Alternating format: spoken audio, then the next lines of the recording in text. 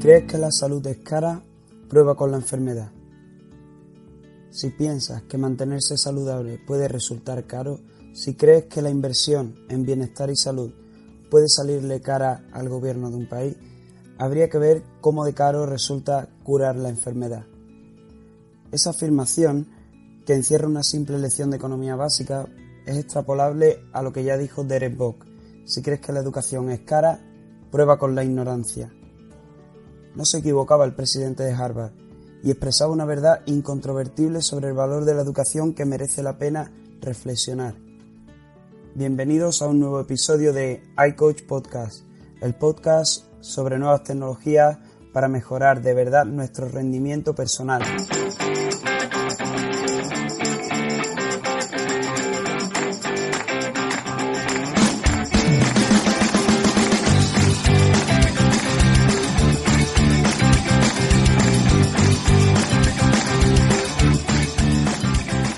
Bueno, ahora sí, bienvenidos a un nuevo episodio del iCoach Podcast.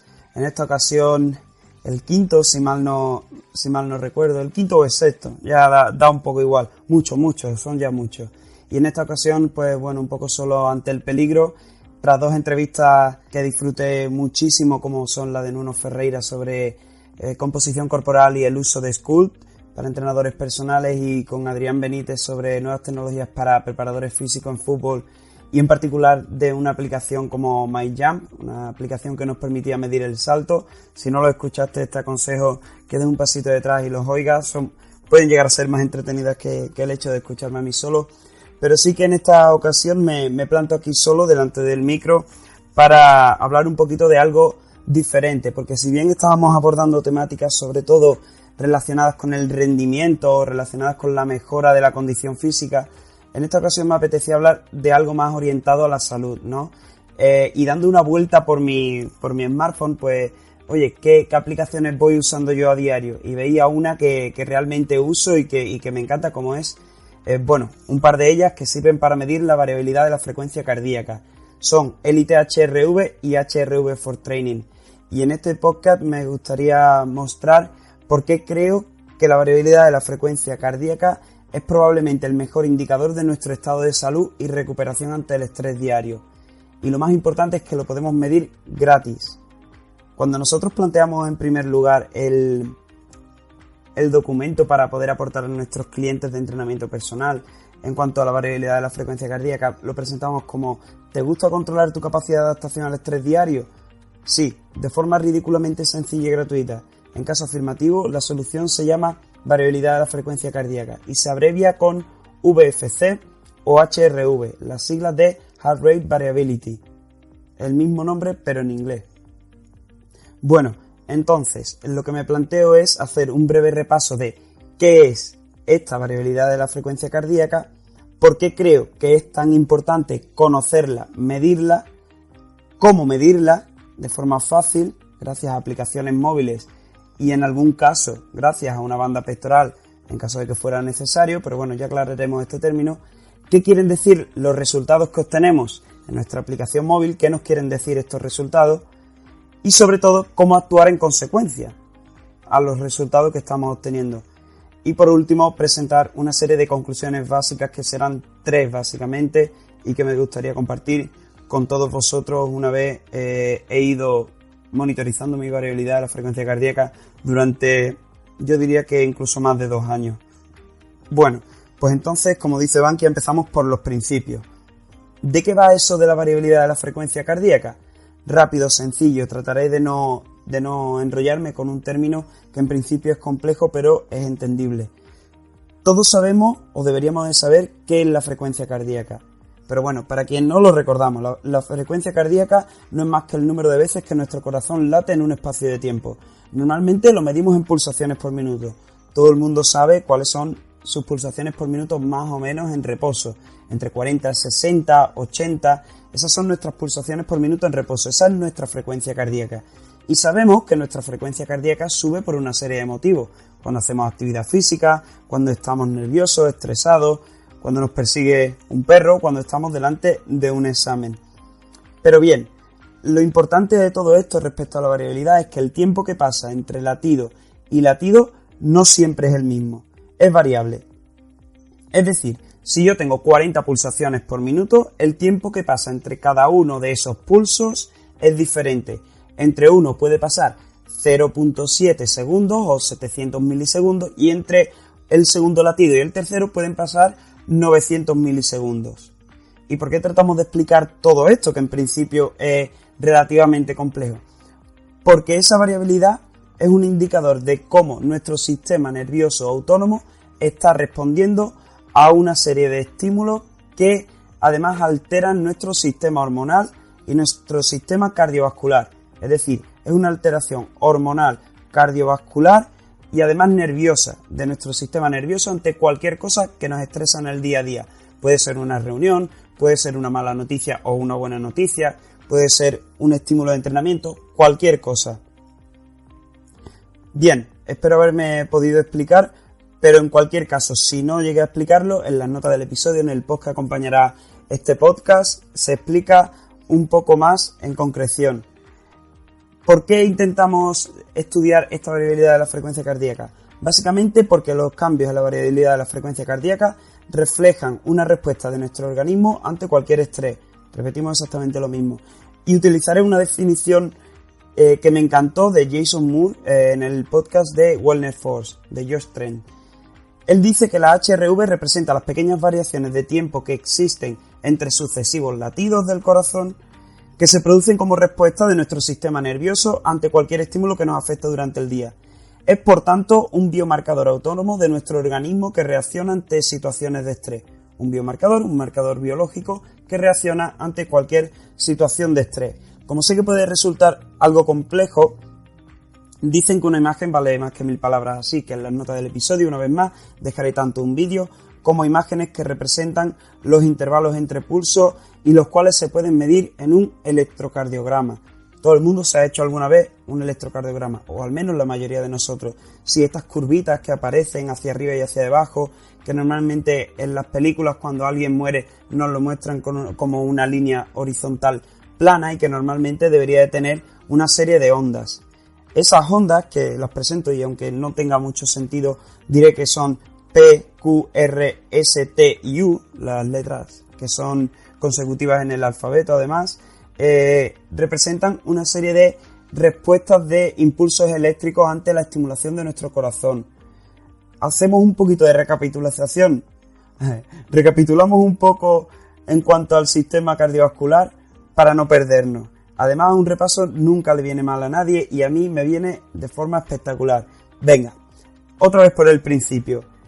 Sabemos que el corazón es uno de los órganos que nos mantiene vivos. Sabemos que es fundamental. Cerebro y corazón, todo el mundo sabe identificarlo. Sabemos que cada latido cardíaco es consecuencia de actividad eléctrica. Y esa se puede leer mediante el electrocardiograma. Entonces, el electrocardiograma no es más que la representación gráfica en el que vemos una serie de curvas que nos dicen cómo va oscilando el impulso eléctrico a lo largo de las partes de nuestro corazón. Presentamos las ondas de forma muy breve. La P representa la despolarización de las aurículas. Sigamos el recorrido del impulso nervioso a través del corazón. El complejo QRS es el conjunto de ondas que representa la despolarización de los ventrículos como respuesta a la primera despolarización de las aurículas. Después tenemos una onda T que representa la repolarización de los ventrículos. Y por último una pequeñita onda U de la que desconocemos su origen pero que podría significar la repolarización de los músculos papilares. Bueno, hasta ahí la clase avanzada de teoría que incluso yo tuve que repasar. Y nos vamos a lo que nos importa. Lo que nos importa es el intervalo o el tiempo que pasa entre ondas R. Es decir, entre la primera onda R, que corresponde a la representación de la despolarización de los ventrículos, y la siguiente despolarización del ventrículo. Es decir, el tiempo que pasa entre dos latidos cardíacos de esa respuesta eléctrica. La variabilidad es ese intervalo y nuestro objeto de medición, ya que nos ofrece una medida de la activación nerviosa autónoma y el equilibrio simpático vagal. Madre mía, equilibrio simpático vagal, activación nerviosa autónoma. Creo que es necesario también un poquito de repaso del sistema nervioso porque incluso yo me pierdo. Entonces, diremos que el sistema nervioso, como todos sabemos además, es el responsable de controlar y coordinar todos los movimientos de nuestro organismo, además de permitirnos interactuar con el ambiente en el que vivimos. Podemos dividirlos de dos formas. Desde el punto de vista anatómico tenemos el sistema nervioso central y el sistema nervioso periférico. Y desde el punto de vista funcional, que es el que más nos preocupa ahora, lo podemos dividir entre el sistema nervioso somático, el consciente, el que podemos manejar en cierta medida, y el sistema nervioso autónomo, el que no podemos controlar y que controla y regula muchas de nuestras funciones vitales, como pueden ser la frecuencia respiratoria, la frecuencia cardíaca, la salivación, numerosos complejos hormonales, cómo reacciona nuestro cuerpo ante diferentes estímulos. Entonces, el sistema nervioso autónomo, el que no podemos controlar y que por lo tanto es objetivo porque nosotros no podemos alterarlo, se divide en sistema nervioso simpático, el cual está relacionado con situaciones de activación. Imaginemos un examen, el sistema nervioso simpático será el predominante y la cascada hormonal que produce será consecuencia de esa activación simpática. Y por otro lado tenemos el sistema nervioso parasimpático, que está relacionado con la relajación. Estamos sentados tranquilamente grabando un podcast en un sofá cómodo, el Shailon no nos protesta. El sistema nervioso parasimpático en principio debería de ser el que está más activo y estaremos relajados por lo tanto. La cascada hormonal será totalmente diferente. Uno desarrollará adrenalina en caso de activación, otro noradrenalina. Pero bueno, no nos extendemos con el tema de las hormonas porque tampoco es necesario en este caso. Lo importante de esto, las interacciones entre la rama simpática, la de activación, y la parasimpática, la de relajación, son los responsables de las oscilaciones en la variabilidad de la frecuencia cardíaca. Si está más activado el sistema nervioso simpático, la variabilidad será menor, al contrario de lo que podríamos llegar a pensar de forma natural. Si el simpático está activo, si estamos activados, la variabilidad es muy baja, es decir, el tiempo que pasa entre latidos de nuestro corazón es siempre igual, con lo que la variabilidad entre latido y latido será baja. Cuando nuestro sistema vagal parasimpático, el relacionado con la relajación, es predominante, entonces la variabilidad, el tiempo que pasa entre diferentes latidos, es mayor. Eso espero que se haya entendido porque es la clave de todo esto. Por terminar de enredarlo y si acaso tratar de explicarlo por si hay alguno que todavía no encontró, digamos que cuando estamos en reposo suele existir un predominio de estimulación vagal parasimpático, mientras que en estado de ansiedad, de estrés, de ejercicio, predomina la estimulación del sistema nervioso simpático. Cuando existe un dominio simpático, normalmente como respuesta a una situación de estrés, repetimos, nuestra variabilidad de la frecuencia cardíaca disminuye. Cuando estamos en predominancia parasimpática, la variabilidad de la frecuencia cardíaca será mayor.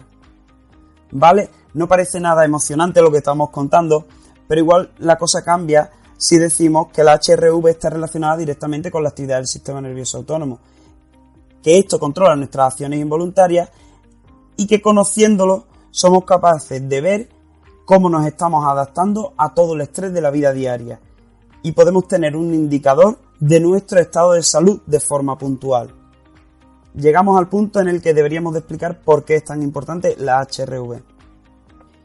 Motivo número 1, bajo mi punto de vista, porque nos ofrece una medida objetiva, fiable e inalterable. Nosotros no podemos afectarla sobre nuestra capacidad de adaptación al estrés diario, además de nuestro grado de recuperación entre esfuerzos. Imaginaros que entrenamos un día, al día siguiente por la mañana puedo conocer qué grado de recuperación estoy teniendo en cualquier tipo de persona. Diremos, no, esto solo sirve para deportistas. No, en personas enfermas podemos tener información sobre el pronóstico de enfermedades, diferentes patogénesis y tratamientos que están siendo investigados por la ciencia para determinar diferentes patologías cardiovasculares, diabetes mellitus, alteraciones hormonales o síndrome de fatiga crónica. En personas sanas podemos tener información sobre estados de adaptación al estrés diario y cómo está siendo nuestra vida a nivel psíquico. ¿Qué salud psíquica gozamos? Y en deportistas nos da información sobre los estados de adaptación al entrenamiento y a la competición, así como ofrecernos un marcador predictivo de sobreentrenamiento.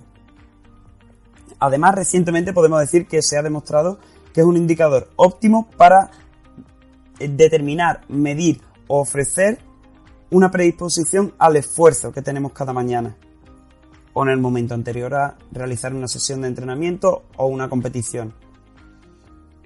Motivo 2. Porque hoy día disponemos de herramientas tecnológicas que